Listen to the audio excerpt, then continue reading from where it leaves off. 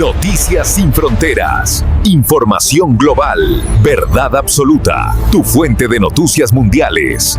Imaginen esto. 28 de octubre de 2025. Río de Janeiro amanece, pero no como un día cualquiera. Amanece en medio de lo que parecía una verdadera guerra. Un operativo policial, de una escala nunca antes vista, se desplegó en sus favelas y dejó una estela de violencia y preguntas que todavía hoy resuenan. Vamos a meternos de lleno a ver qué fue lo que pasó en el día más sangriento en la historia de la ciudad. Y aquí está la cifra que lo cambia todo. Más de 120 personas muertas. Pero, a ver, no es solo un número en una estadística, ¿verdad? Estamos hablando de más de 120 vidas que se perdieron en un solo día, en una sola operación. Una cifra que sacudió a Brasil y al mundo entero. Para que nos hagamos una idea de la magnitud, lo que pasó ese día superó cualquier registro de violencia policial que se tuviera en Río. Rompió todos los récords. Lo que para el gobierno fue un golpe al crimen, para otros fue sencillamente una masacre. Y si los números son fríos, los testimonios te hielan la sangre. Esta es la descripción cruda del fotógrafo y activista Bruno Itten, que estuvo ahí documentándolo todo. Sus palabras nos ponen justo en el centro de la tragedia. Ok, entonces vamos a desglosar esto. ¿Qué fue exactamente lo que pasó en el día que de verdad cambió la historia de la seguridad pública en Río? Se llamó Operación Contención. El objetivo era muy claro: el Comando Vermelho, la organización criminal más antigua de Brasil. La fuerza desplegada fue, masiva. 2.500 agentes en los complejos de Alemán y Peña. Oficialmente, la misión era solo cumplir unas órdenes de arresto, pero el resultado fue un campo de batalla. Bien, ya vimos los datos duros, los números, la estrategia. Pero para entender de verdad el impacto, el costo humano, tenemos que bajar de esa vista de helicóptero y poner los pies en la calle. Y lo vamos a hacer a través de los ojos de alguien que estuvo ahí documentándolo todo. La jornada del fotógrafo Bruno Itten es increíble. Su día empezó a las 6 de la mañana, con mensajes que hablaban de un tiroteo. Cuando llegó, la escena era un caos total. Pero lo que de verdad marca la diferencia es que él no se fue. Se quedó toda la noche. Y ahí, cuando las balas dejaron de sonar, empezó otra tragedia. La de las familias buscando a sus seres queridos y al amanecer, bajando ellas mismas los cuerpos de los cerros. Y de todo lo que vio, esta es la conclusión a la que llega Itten, una que realmente va al centro de todo el debate. Ojo con lo que dice. Sus palabras no describen una operación policial, sino un acto de juicio y ejecución en el momento. Y esto, claro, nos lleva al conflicto fundamental de esta historia. Y es que aquí es donde la historia se parte en dos, porque lo que para unos fue una ejecución sin juicio, para otros fue un éxito rotundo en la guerra contra el crimen. Casi al instante surgieron dos relatos. Dos narrativas que no podrían ser más opuestas. Por un lado, el gobierno hablaba de éxito, de acción legítima. Por el otro, las comunidades, los activistas, hablaban de masacre, de ejecuciones. Lo increíble es cómo un mismo evento puede ser visto de formas tan diametralmente opuestas. Y esta es la postura oficial, en boca del propio gobernador Cláudio Castro. Escuchen bien. Desde su punto de vista, que busca proyectar fuerza y control, las más de 100 muertes de civiles no se consideran víctimas. Son, según ellos, el resultado de una confrontación que los criminales iniciaron. Y justo después de escuchar eso, tenemos que escuchar esto otro. La respuesta directa, desde el dolor más profundo. El testimonio de una madre cuyo hijo de 19 años murió en el operativo. El contraste es brutal. No podría ser más crudo. Ok, pero ¿contra quién era esta guerra exactamente? Para entender por qué se llegó a este nivel de violencia, hay que entender bien contra quién se peleaba. El Comando Vermelho. A ver, el Comando Vermelho no es una simple pandilla. Su historia es mucho más compleja. Nació en los años 70, en las cárceles de la dictadura militar. Imaginen esa mezcla, presos comunes con presos políticos. De ahí salió una organización con una estructura y hasta una ideología que le ha permitido sobrevivir y crecer durante décadas. Y su evolución va de la mano con la historia reciente de Brasil. De la prisión saltaron al narcotráfico en los 80, lo que desató una guerra brutal por el territorio en los 90. Y lejos de debilitarse, en los últimos años han operado casi como una franquicia, expandiendo su influencia por todos los territorios donde el Estado, muchas veces, no está. Lo que nos lleva a la pregunta del millón. Si esta gente lleva décadas operando, ¿por qué ahora? ¿Qué cambió para que se diera luz verde a un operativo tan masivo y tan letal justo en este momento? Y la respuesta está aquí, en una decisión judicial. Resulta que en 2020 la Corte Suprema había puesto frenos a la policía para proteger a los civiles. Bueno, pues esas restricciones se levantaron y ese cambio legal fue básicamente la señal de partida para que volvieran los megaoperativos como este, con toda su fuerza. Bueno, y después de la tormenta, ¿qué? ¿Qué pasa después de un día tan sangriento? ¿Se soluciona algo? ¿O esto solo echa más leña al fuego? Las reacciones, claro, no se hicieron esperar. La ONU, por ejemplo, dijo estar horrorizada. Dentro de Brasil, la Fiscalía empezó a exigir rendición de cuentas. Y en las calles, la gente salió a protestar. O sea, lejos de crear un consenso, la operación lo que hizo fue abrir todavía más la grieta en Brasil sobre cómo se debe combatir el crimen. Y para entender esto, volvemos a las palabras del fotógrafo, de Bruno Itán. Su reflexión es durísima, pero apunta a una realidad que muchos ven. Esta estrategia de fuerza bruta no soluciona el problema de raíz. Sugiere que por cada persona que eliminan, el propio sistema que genera la violencia ya está produciendo reemplazos. Y todo esto nos deja con una última pregunta, una que es tanto moral como práctica. Cuando el remedio es tan violento como la enfermedad, cuando la lucha del Estado contra el crimen se vuelve tan letal, ¿estamos realmente hablando de justicia o de una perpetuación del ciclo de la muerte? Es una pregunta que, tristemente, sigue sin respuesta en las calles de Río. El 28 de octubre de 2025. Una fecha, Una fecha que seguro va a quedar grabada en Río de Janeiro y bueno, en todo Brasil. Ese día hubo una operación policial gigantesca en las favelas de Alemão y Peña. Sí, una escala enorme. Hablamos de 2.500 agentes, ¿no? Con blindados, drones. Una demostración de fuerza, tremenda. Pero el resultado, el resultado fue una tragedia. Sin precedentes. Se convirtió en la operación más letal de la historia del país. Las cifras exactas todavía bailan un poco, pero se habla de entre 119 y 132 muertos. 132 es una barbaridad. Y entre ellos, 4 policías. Además, 113 detenidos. Muchísima gente. Claro, y para entender esto, hay que mirar un poco el contexto, ¿no? Río vive una violencia crónica. Una lucha constante, muy brutal, entre el Estado y las facciones criminales. El Comando Vermelho, en este caso, exactamente. El objetivo declarado de esta operación contención era el Comando Vermelho, una de las organizaciones más antiguas y poderosas de Brasil. Pero lo que pasó ese día, desborda todo lo anterior. Totalmente. Y eso es lo que queremos hacer hoy, ¿no? Intentar entender qué pasó realmente, por qué tanta letalidad, qué consecuencias tuvo, las reacciones políticas, el impacto en la gente. Y sobre todo, ¿qué nos dice esto del modelo de seguridad que se usa en Brasil? Exacto. Para eso, nos vamos a meter de lleno en los testimonios, en lo que dice la prensa, los análisis. Tenemos bastante material, así que vamos a analizar esto a fondo.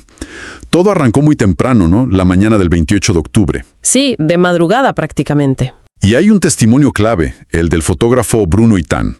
Él es de ahí, creció en el complejo do Alemão, conoce todo. Ajá. Se despertó con mensajes, alertas de un tiroteo fuerte. Algo que lamentablemente es común allá, pero esta vez era distinto. Claro, enseguida se dio cuenta.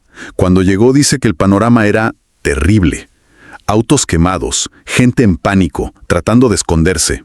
Y denuncias desde el primer momento. Sí, desde el minuto 1. Denuncias de brutalidad policial. Muy fuerte. Y Bruno Itán ya tiene experiencia en esto, ¿no? Él cubrió lo de Jacarezinho en 2021. Exacto, que ya fue terrible, 28 muertos. Pero él mismo dice que esto fue incomparablemente peor. Una violencia nunca vista. Es que lo que relata. Sí. Acá es donde la cosa se pone realmente perturbadora. Y Tan cuenta cosas que te hielan la sangre. Habla de cuerpos decapitados, desfigurados por completo. Sí, lo leí. Describe cadáveres sin rostro, sin media cara, sin brazos, sin piernas. Es dantesco. Imagínate esa escena. Y hay un detalle más, algo que a él le llamó mucho la atención y que es raro. Las heridas de arma blanca. Eso mismo. Dice que había una cantidad notable de heridas que parecían hechas con cuchillos o algo así. Y eso es exacto. Y al mismo tiempo, la prueba de la ausencia del Estado. El Estado no estaba ahí para recoger los cuerpos, para identificar, para investigar. Nada. Tuvieron que hacerlo las familias. Las familias, la comunidad, haciendo el trabajo forense, de rescate. Es una inversión de roles espantosa. La ausencia total. Una denuncia cruda, desesperada. ¿Y la respuesta oficial? Bueno, dio un giro. Sorprendente, por decirlo menos. La Policía Civil anuncia una investigación, sí. Pero contra los vecinos. Contra las familias, sí. Por supuesto, fraude procesal. La acusación. Que manipularon los cuerpos, que les quitaron la ropa, que cambiaron las escenas del crimen. Para entorpecer. Generó una indignación tremenda. El delegado Felipe Curi hasta habló de un milagro. Con ironía, ¿no? Sí, diciendo que tenían fotos de los sospechosos con ropa militar, chalecos, y después aparecían muertos en ropa interior, insinuando que las familias los cambiaron. Una narrativa que choca de frente con la imagen de la gente buscando a sus seres queridos. Es difícil creerlo. Muy difícil. ¿Cómo se sostiene esa acusación de manipulación frente al dolor, a la desesperación que se vio? Deja muchas dudas. Muchísimas. Ahora, vayamos al objetivo de la operación. El Comando Vermelho. ¿Qué es exactamente esta organización? ¿De dónde sale tanto poder? El Comando Vermelho, el CV, bueno, es una de las facciones criminales con más historia en Brasil.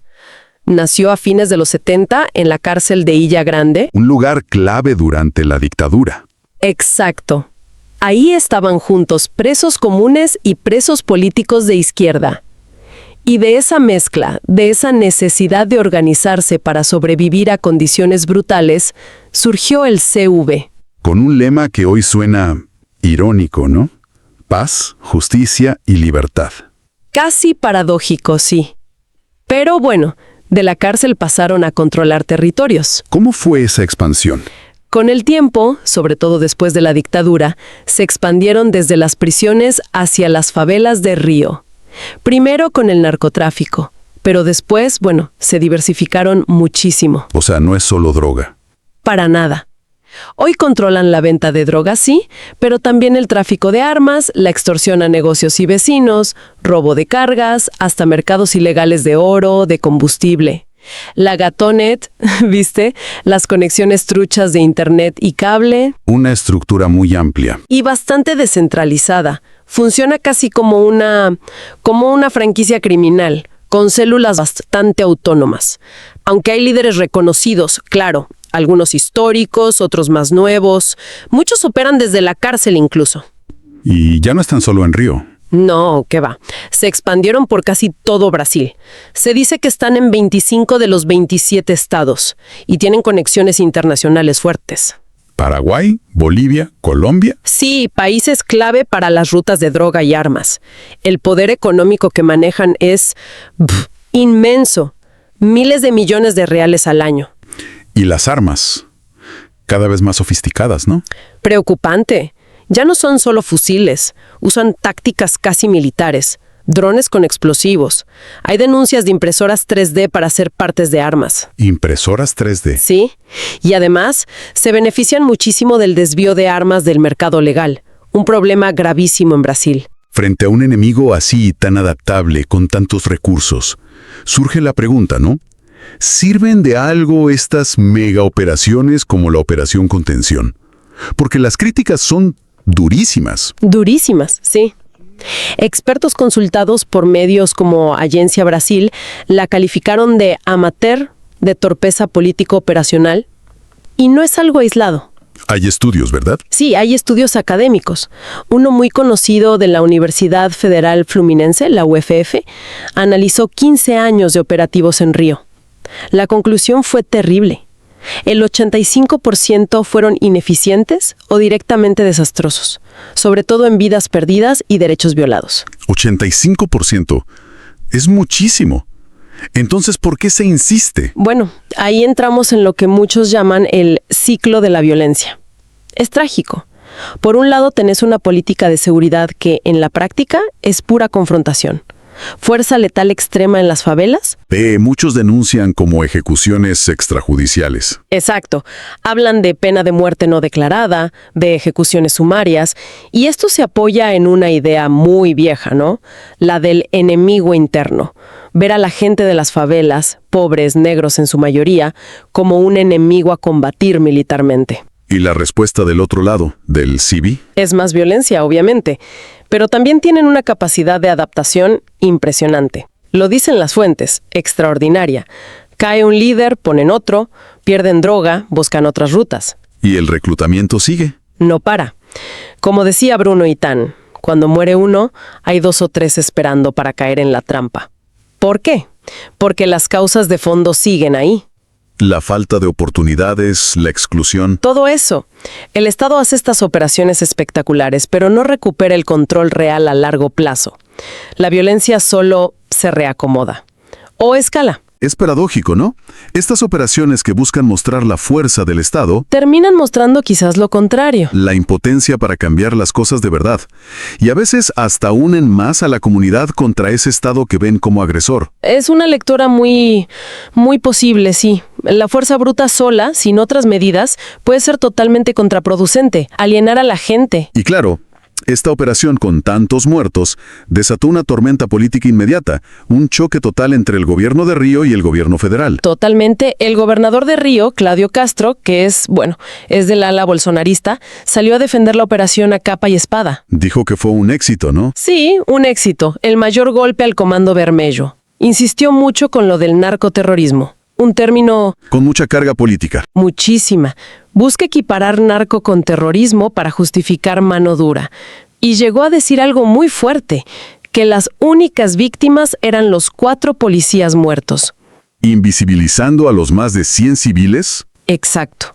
Y además acusó directamente al gobierno federal, al de Lula. Dijo que Río estaba solo en esto. Sí, Río está solo en esta guerra. Y se quejó de que le negaron ayuda, específicamente blindados de las Fuerzas Armadas, porque Lula no quiso decretar una GLO. La GLO, Garantía de Ley y Orden. Eso, es un mecanismo que permite usar a los militares para seguridad interna, algo muy polémico siempre. Porque es militarizar la seguridad. Claro, con todos los riesgos que eso implica. La negativa de Lula, Castro la tomó como falta de apoyo total. ¿Y qué dijo el gobierno federal? Todo lo contrario. El ministro de Justicia, Lewandowski, dijo que la operación se hizo sin conocimiento del gobierno federal. Se desmarcaron por completo. ¿Y Lula convocó una reunión de emergencia? Sí, y después dijo públicamente que había que atacar la raíz del narcotráfico, el dinero, las armas, pero sin poner en riesgo a policías inocentes, niños y familias. Una crítica bastante clara a la estrategia de Río, ¿no? Velada pero clara. Lo que ves es esa división profunda, mano dura por un lado desde el Estado, y un enfoque federal que en teoría busca ir por la inteligencia, lo social, aunque en la práctica la coordinación falla. Y esta pelea ideológica afecta todo. Recursos, planificación. Sin duda. Y mientras la política se peleaba, la justicia y los derechos humanos se activaron. Lógico. La Fiscalía Federal, la Defensoría Pública, intervinieron enseguida, pidiendo explicaciones, investigaciones. Y acá entra en juego algo clave, que ya existía. La ADPF 635. Expliquemos qué es eso. La ADPF 635 es una decisión importantísima del Supremo Tribunal Federal, la Corte Suprema de Brasil. Salió justamente por la preocupación por la alta letalidad policial en las favelas de Río. O sea, para evitar estas masacres. Exactamente. Puso reglas muy estrictas para los operativos policiales en esas zonas. Reglas que buscan proteger la vida. ¿Qué tipo de reglas? Por ejemplo, que los operativos sean solo en casos excepcionales, justificados por escrito. Que se demuestre la necesidad, la proporcionalidad. ¿Y las cámaras corporales? Obligatorias. Todos los agentes tienen que usarlas para grabar todo y que se pueda controlar después. Y también exige ambulancias cerca, siempre. Y después de esta masacre, se exigió cumplir esto. Sí, la fiscalía le pidió al gobierno de Río que demuestre si cumplió con todo eso. Hasta una amenaza del rifle se gasta muchísimo en armas, en blindados, en operativos, pero se ignora la prevención, la inclusión social. ¿Dónde están las inversiones en educación, vivienda, salud, cultura? Esa es la pregunta. ¿Dónde están las alternativas reales para los jóvenes? Se aplica una lógica de guerra contra la propia población, especialmente la pobre y negra. Una historia que se repite en Brasil. Frente a esto, ¿qué alternativas se proponen? Un cambio total de enfoque. En vez de reprimir así en las favelas, hay que atacar la desigualdad estructural. Invertir en serio en políticas sociales. Cumplir la ley que ya existe, como la ADPF 635. Fundamental. Garantizar las cámaras corporales que funcionen y se supervisen. Y cambiar el foco de la policía. Investigar las finanzas del crimen, el lavado de dinero, cortar el flujo de plata. Y sobre todo, las armas. La COP30 en Belém, la cumbre C40 y el premio Earthshot en Río mismo. Y esta masacre muestra la peor cara. La cara violenta de la ciudad postal, como dicen. Afecta todo, imagen, turismo, inversiones, y algunos notan un patrón preocupante. ¿Cuál? No es la primera vez que hay operativos así de letales justo antes de grandes eventos en Río. Casi como una demostración de fuerza preventiva que termina en tragedia. Haciendo un resumen, vimos una operación policial con una violencia inédita. Una comunidad respondiendo con desesperación, buscando a sus muertos, denunciando. Un modelo de seguridad de confrontación que otra vez muestra que no funciona contra un crimen organizado que se adapta. Un choque político que impide soluciones reales. Y heridas enormes, sociales, psicológicas en la gente. Entonces, ¿qué significa todo esto? En el fondo, esta tragedia vuelve a mostrar de forma brutal el fracaso de este modelo de seguridad. El modelo de guerra, de militarización, de alta letalidad contra los más vulnerables. Fracaso total. Y subraya la urgencia de cambiar. Dejar de pensar solo en confrontar y empezar a mirar las causas reales. La desigualdad terrible, la exclusión, la falta de oportunidades, el racismo. Si no se atacan esas raíces, Este ciclo de violencia y muerte, lamentablemente, parece que va a seguir repitiéndose. y eso nos deja una pregunta final, ¿no? Una reflexión. ¿Es posible imaginar otro futuro para las favelas de Río? ¿Un futuro sin este ciclo infernal de violencia? Se puede romper. Claro, se puede romper sin un cambio radical en las prioridades. Un cambio que ponga la vida, la dignidad, los derechos, por encima de la guerra contra las drogas. ¿O vamos a seguir viendo estas tragedias anunciadas? Una y otra vez. Una pregunta que queda abierta. ¿Cuidas la salud de tu tracto urinario? Uticarin, el suplemento dietético con múltiples ingredientes naturales que favorecen tu bienestar. Es hora de sentirte mejor, más saludable y en control. Haz clic en el enlace de la descripción y cuida de tu bienestar hoy mismo. Suscríbete a Noticias Sin Fronteras para estar siempre informado de los últimos acontecimientos. No olvides dejar tu comentario y ser parte de la conversación. Tu opinión es importante para nosotros.